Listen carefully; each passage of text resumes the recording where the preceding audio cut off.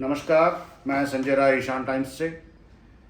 मैं चंडीगढ़ में आज स्वामी अनंतानंद सरस्वती जी, जो राजगुरु मठ के सर्वे सर्वा और वहाँ के अधिष्ठाता हैं, शंकराचार्य हैं, आप हमारे साथ आज चंडीगढ़ में हैं। मुझे आपके दर्शन और आपसे बात करने का अवसर मिला है। स्वामी जी, चंडीगढ़ में आपका स्वागत है। नमस्कार, प्रणाम। धन्यवाद। स्वामी जी, आपका पंजाब में अचानक आगमन हुआ और हमें एक अच्छा लगा कि आपसे हमें मुलाकात होती रहती है जगह जगह। पिछले दिनों हम लोग पानीपत में मुलाकात हुई थी, उससे पहले काशी में, उससे पहले कई समारोहों में हम लोग मुलाकात करते रहे हैं। मेरा बस अब इस वक्त ये है कि बहुत ही ज्वलंत मुद्दा इस वक्त चल रहा है, बांग्लादेश में हिंदुओं पर अत्याचार। मैं सीधे सवाल पर आता हूँ, उस पर हम बात करेंगे क्योंकि आपका वक्त बहुत कीमती है, जगह जगह आपको जाना होता है और आपने मुझे वक्त दिया है। बांग्लादेश में जो हिंदुओं के मंदिरों पर जो अत्याचार हो रहे हैं और जो उनकी तोड़फोड़ हो रही है, हिंदुओं के जो लोगों के ऊपर जो वहाँ की सरकार एक अत्याचार कर रही है, उस पर आप क्या कुछ कहना चाहते हैं कि हिंदू वहाँ पर किस तरीके से क्या है, उस पर थोड़ा सा बताएं। हमारी सरकार को क्या करना चाहिए, उस पर भी आप थोड़ा सा बताएं। निश्चित ही यह अत्यंत घृणित और मानवता विरोधी कार्य है। देशों की सरहदों को अगर हम छोड़ दें तो जो भी इस तरह का कार्य करता है, सनातन धर्म में उसको राक्षस कहा गया है, असुर कहा गया है। मानवता के लिए वो कलंक कहे जाते हैं। बांग्लादेश में जो धर्माधारित यह आंदोलन किए जा रहे हैं, निश्चित ही इस बात का चिंतन हमसे ज़्यादा इस्लाम के लोगों को करना चाहिए कि दुनिया में उनकी क्या छवि जा रही है, कि जहां भारत बहुसंख्यक राष्ट्र है, उस बहुसंख्यक राष्ट्र में अभी आपने देखा कि संभल के अंदर 40 सालों से मंदिर बंद था, बहुसंख्यक चुप था। और आपस में जातीय हिंसा मुस्लिम के बीच होती है, तुर्क मुस्लिम वर्सेस इंडियन मुस्लिम्स के बीच। तो उस हिंसा के बीच जब जांच चलती है तो हमारा 40 साल पुराना बंद मंदिर भी उभर कर दुनिया के पटल पर आता है। केवल यही नहीं, अपितु उसी समय काशी के अंदर भी देखते हैं कि मुस्लिम मोहल्ले में जो हमारा मंदिर है वहां भी ताला बंद है। मजे की बात यह है कि हम हिंदू गर्व से यह बात कहते हैं, हम सनातनी इस बात को गर्व से कह रहे हैं कि उसी काशी में पंचगंगा घाट के पास जो संपूर्णतया हिंदू बाहुल्य नहीं, हिंदू और सनातनियों के ही द्वारा आच्छादित वह क्षेत्र है, उसमें एक मस्जिद है। उस मस्जिद पर बकायदा वो लोग आकर हर समय 5 वक्त की नमाज अता करते हैं, उन्हें किंचित तकलीफ नहीं होती है।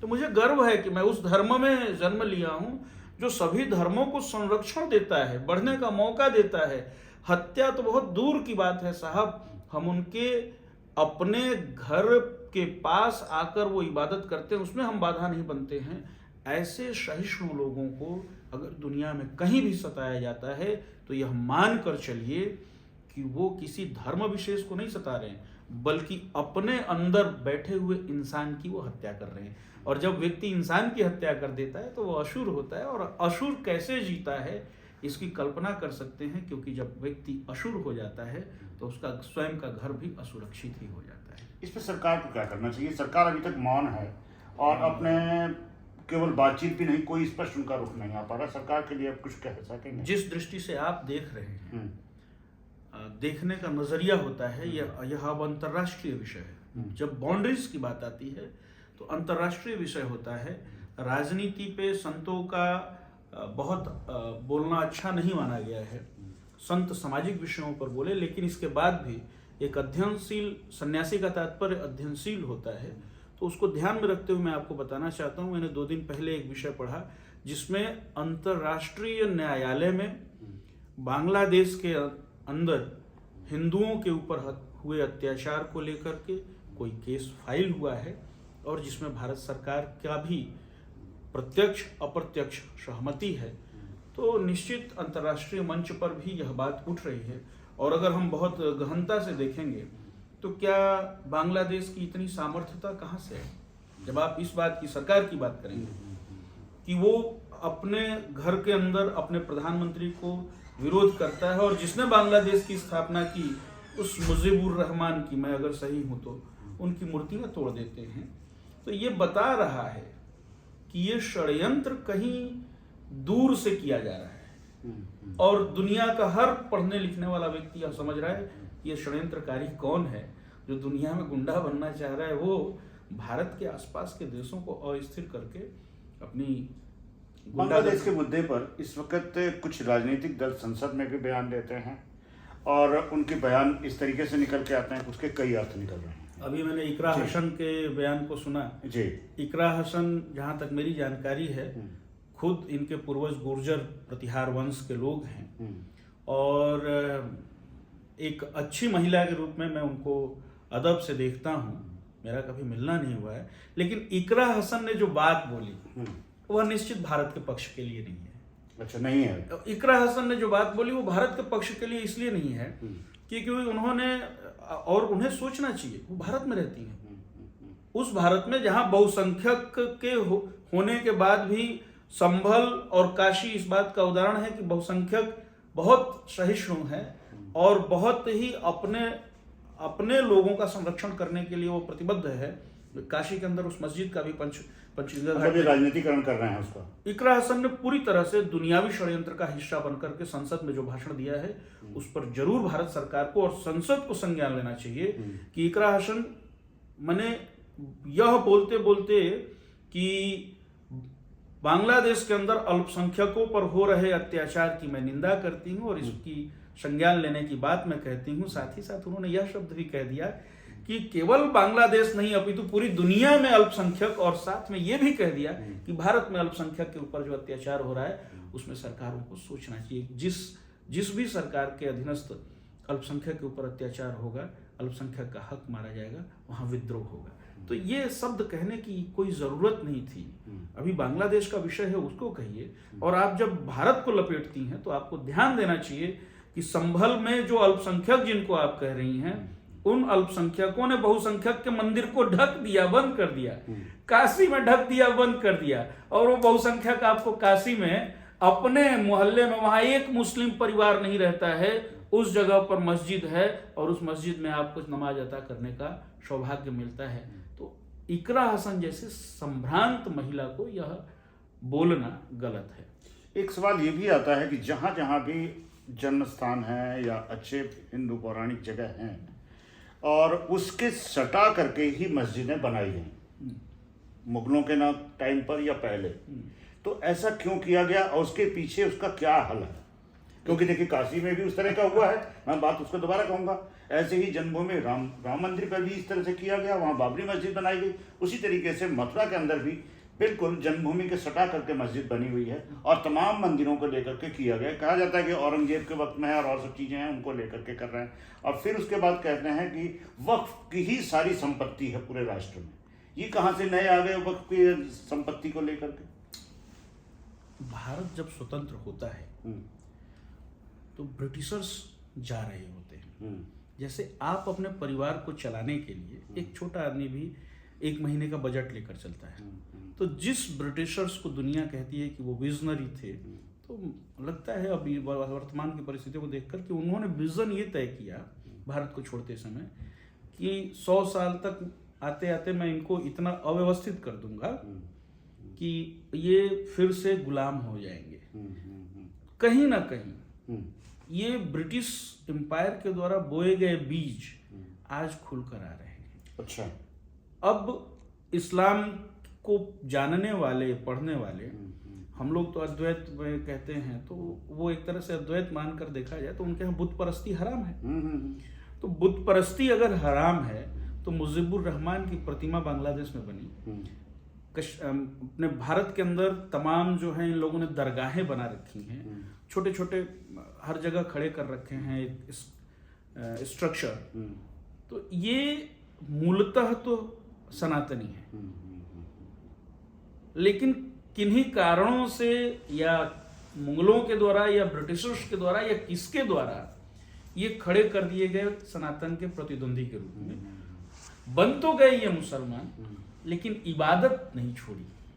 बुत परस्ती नहीं गई, तो वो बुत परस्ती इनके द्वारा खड़ा किया गया।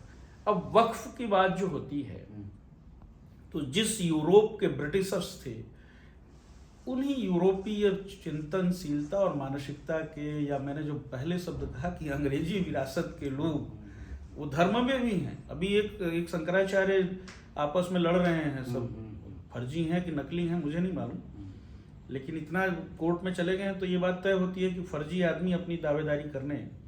तो उन लोगों ने एक बात कही कि 1941 में शंकराचार्य बनते हैं और 167 सालों से पीठ खाली थी। तो सोचने वाली बात है कि 1941 में जब आप शंकराचार्य बना रहे हैं और 167 साल पीठ खड़ी थी, तो आप शंकराचार्य कहाँ से पैदा कर रहे हैं? यानी कि वो शंकराचार्य अंग्रेजों द्वारा पोषित थे। अब मेरा क्वेश्चन है कि वो शंकराचार्य कहाँ से पैदा हो गए जब 165 ईयर्स वो वैकेंट थी? तो वो शंकराचार्य के पदों को भी उन लोगों ने जब अपना टारगेट बना लिया था 1941 में, वो कोर्ट में इन लोगों ने अपने स्टेटमेंट जो देते हैं, डॉक्यूमेंट्स देते हैं, उसमें उन लोगों ने एक्सेप्टेंस में दिया है।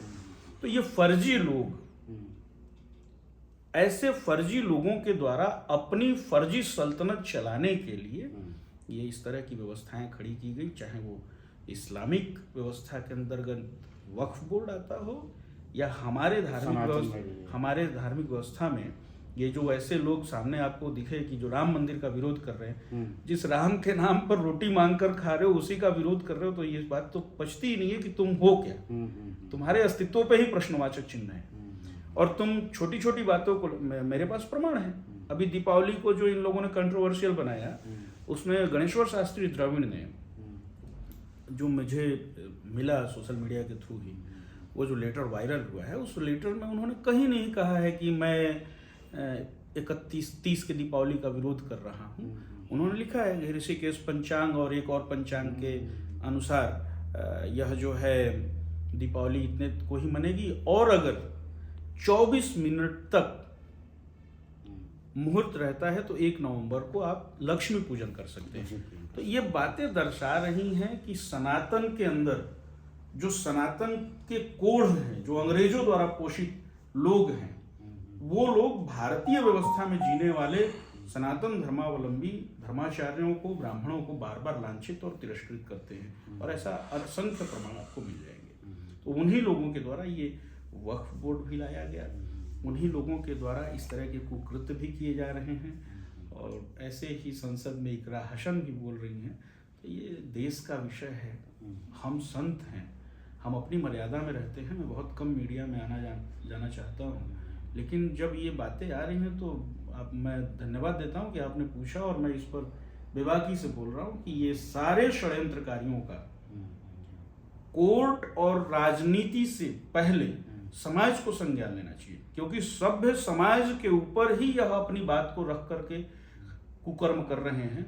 तो सभ्य समाज को सोचना चाहिए कि ऐसे पापाकृत कर्म में लिप्त लोग जो राम का विरोध कर रहे हैं, तत्काल तत्क्षण उनको छोड़ देना चाहिए।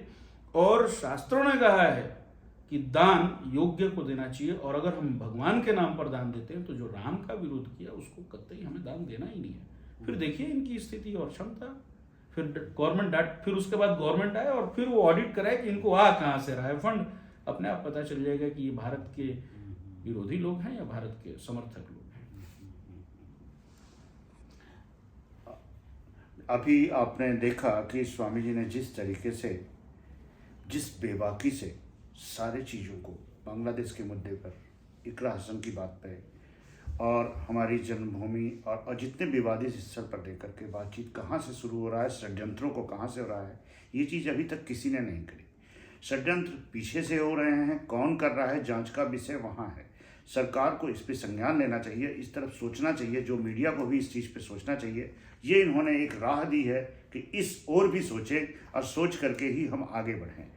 मैं अब स्वामी जी से एक सवाल और पूछूंगा, क्योंकि आप पंजाब में हैं और पंजाब में किसानों का आंदोलन चल रहा है, किसानों की समस्या नहीं उठाई जा रही है और ना उन चीज़ों को लेकर के उनकी ओर सरकार सोच रही है, या कई सरकारों ने जो MSP है वो लागू भी कर दी है, कर चीज़ें नहीं करी। पंजाब के अंदर विरोध हो रहा है, पंजाब के अंदर सबसे बड़ा आंदोलन हो रहा है, लेकिन पंजाब की सरकार ही उसको उकसावा कर रही है और वही उनकी समस्याओं को शुरुआत नहीं कर रही, उनको बल दे रही है। स्वामी जी, इस पर किसानों पर क्या कहेंगे, क्योंकि किसानों पर आपकी बहुत ही अच्छी जानकारी है और किसान परिवार से ही कभी आप निकल के आए और आप संन्यास में हैं। एक बार किसानों का दुख दर्द पर भी थोड़ा सा हम लोग खुद किसान ब्राह्मण परिवार से हैं जी।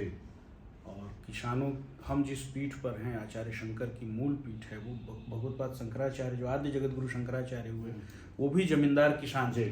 केरल में नंबूदरी आज भी जमींदार माने जाते हैं।